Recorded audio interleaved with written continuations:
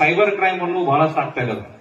ಈಗ ಒಂದು ಅವಕಾಶ ಸಿಕ್ಕಿದೆ, ಸುಮಾರು 100-200 ಜನ ನಾವು ಪೊಲೀಸ್ ಕಾರ್ಯಕ್ರಮ ಮಾಡ್ತೀವಿ ಸೇರಂದ್ರೆ ಇಷ್ಟು ಜನ ಸೇರಲ್ಲ.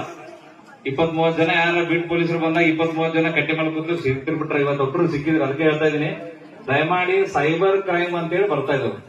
ಅಂದ್ರೆ ನಾನು ನಿಮ್ಗ ವಾಟ್ಸಪ್ ಅಲ್ಲಿ, ಫೇಸ್ಬುಕ್ ಅಲ್ಲಿ ಈ ಲಿಂಕ್ ಅದ, ತಿಂಗಳ ನಿಮ್ಗೆ 20,000 ರೂಪಾಯಿ ಪಗಾರ ಕೊಡ್ತೀವಿ, ನಿಮ್ಗೆ $750 ಮಿಲಿಯನ್ ಲಾಟ್ರಿ ಹತ್ತೈತಿ.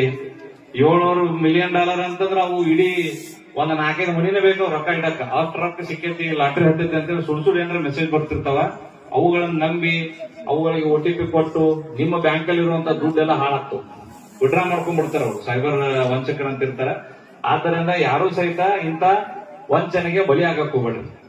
ಮೊಬೈಲ್ ಅಲ್ಲಿ ಏನೋ ಲಿಂಕ್ ಬಂತು ಕ್ಲಿಕ್ ಮಾಡೋದು ಅವನ್ನೆಲ್ಲ ಮಾಡಕ್ ಹೋಗ್ಬೇಡ್ರಿ. ಆಮೇಲೆ ಸಾರ್ವಜನಿಕ ನೆಮ್ಮದಿ ಕೆಡಿಸುವಂತ ಕೆಲಸ, ಸಾರ್ವಜನಿಕ ನೆಮ್ಮದಿ ಶಾಂತಿಯನ್ನ ಕದಡಿಸುವಂತ ಕೆಲವೊಂದು ಮೆಸೇಜ್ಗಳು ಸಹಿತ ಈ ಕಿತಾಪತಿ ಮಾಡುವಂತ ದುಷ್ಟ ಶಕ್ತಿಗಳು ಮಾಡ್ತಾ ಇರ್ತಾವ. ಅವುಗಳನ್ನು ಸಹಿತ ನಂಬದೆ ಅವನ್ನ ಯಾವುದೇ ಕಾರಣಕ್ಕೂ ಫಾರ್ವರ್ಡ್ ಮಾಡೋದಾಗ್ಲಿ, ಅದನ್ನ ವಾಟ್ಸಪ್ ಅಲ್ಲಿ ಸ್ಕ್ರೀನ್ ಶಾಟ್ ಇಡುದು, ಸ್ಟೇಟಸ್ ಇಡುದು, ಈ ತರ ಮಾಡಕ್ ಹೋಗ್ಬೇಡ್ರಿ.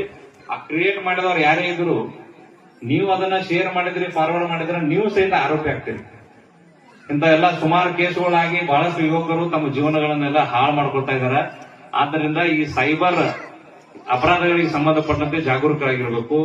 ಆಮೇಲೆ ನಿಮ್ ಊರಲ್ಲಿ ಯಾರಾದ್ರೂ ಕಳ್ಳರು ಅಂತ ಇಂಥವ್ರು ಯಾರು ಅನುಮಾನಾಸ್ಪದ ವ್ಯಕ್ತಿಗಳು ಬಂದ್ರ ಅವ್ರ ಬಗ್ಗೆ ಮಾಹಿತಿಯನ್ನ ಬೀಟ್ ಪೊಲೀಸರಿಗೆ ಕೊಡ್ರಿ.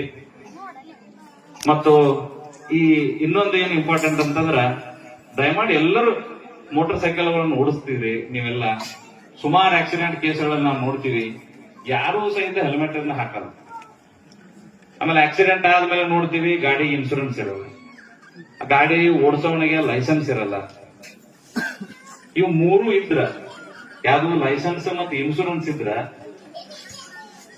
ಇನ್ ಕೇಸ್ ಏನಾದ್ರೂ ಆಕ್ಸಿಡೆಂಟ್ ಆಗಿ ಆ ವ್ಯಕ್ತಿ ಸತ್ರ ಅವ್ರ ಫ್ಯಾಮಿಲಿಗೆ ಅನುಕೂಲ ಆಗುವಂತ ಒಂದು ಮೊತ್ತವನ್ನ ಇನ್ಶೂರೆನ್ಸ್ ಕಂಪನಿಗಳು ಕೊಡ್ತವೆ.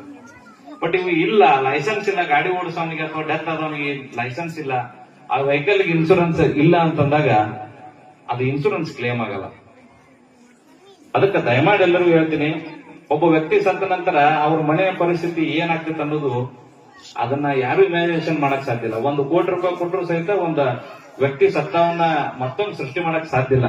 ಆದ್ರೂ ಸಹಿತ ಈ ಆಕ್ಸಿಡೆಂಟ್ ಅಂತ ಘಟನೆಗಳು, ಮೋಟಾರ್ ಸೈಕಲ್ ಇರಬಹುದು, ಕಾರ್ ಇರಬಹುದು, ಅವು ಅನಿಶ್ಚಿತ, ಯಾವಾಗ ಬೇಕಾದಾಗ ಆಗ್ತಾವು.